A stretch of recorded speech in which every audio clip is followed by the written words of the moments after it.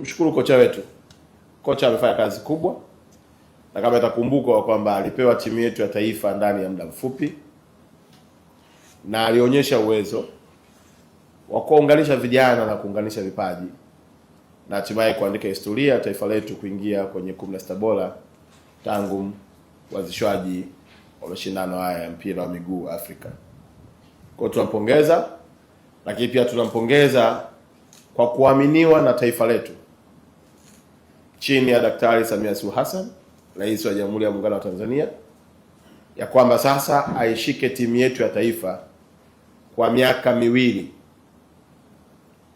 ili kujenga uwezo wa vijana wetu na kuiweka bendera yetu ya taifa si tu kwenye mlima Kilimanjaro, bali kwenye bara la Afrika, na dunia ikitazama ione Tanzania ikimeji kama giant wa football wa Afrika. Kwa kocha na mambo matatu tu. Moja, serikali imewekeza fedha kama ambavyo imewekeza kwenye miundombinu, kama ambavyo imeendelea kuwekeza kwenye timu yetu, lakini pia imeamua kuwekeza pia kwenye taaluma. Maana yake Daktari Samia Suluhu Hassan kwa mapenzi yake ya dhati na kwa mchezaji namba moja anayetambua ya kwamba vijana wengi wa taifa letu ndoto yao si tu kuchezea hapa, ni kuvuka mipaka ya taifa letu, katoa hizi fedha na analipa yeye mwenyewe kocha, ikiwa ni sehemu ya kuongeza tija na ufanisi wa vijana wetu katika mechi zinazokuja za AFCON. Matarajio ya Daktari Samia ni kuhakikisha kwamba timu hii inakuwa bora kuliko ilivyokuwa na inapanda viwango, si tu viwango vya CAF bali vya FIFA pia. Kwa hiyo Gamondi anayo kazi kubwa ya kufanya, na maelekezo ya Daktari Samia alionipatia ni kwamba mwambie Mwalimu Gamondi kama kuna kijana wa Kitanzania yuko kokote duniani amlete hapa alipigania taifa lake ili kombe 2025-27 libaki hapa Tanzania.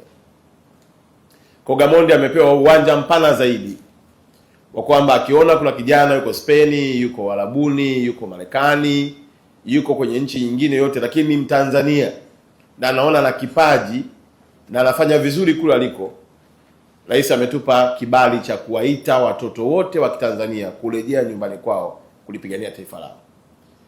Mashindano haya ya mpira yanaweza kutafasirika kwa lugha nyepesi kama ni michezo tu, lakini ndugu zangu, ni uchumi, ni umoja wa taifa letu, lakini ni heshima ya bendera yetu ambayo tumepigania kupitia waasisi wetu na kujenga uhuru tunaofurahia leo hii.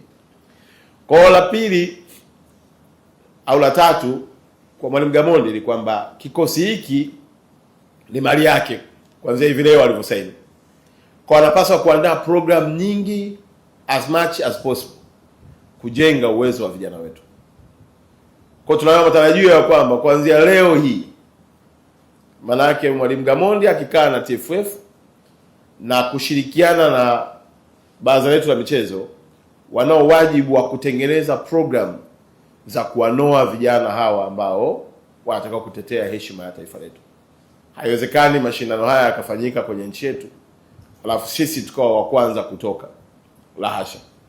Sisi tunatakiwa tutoke na kombe.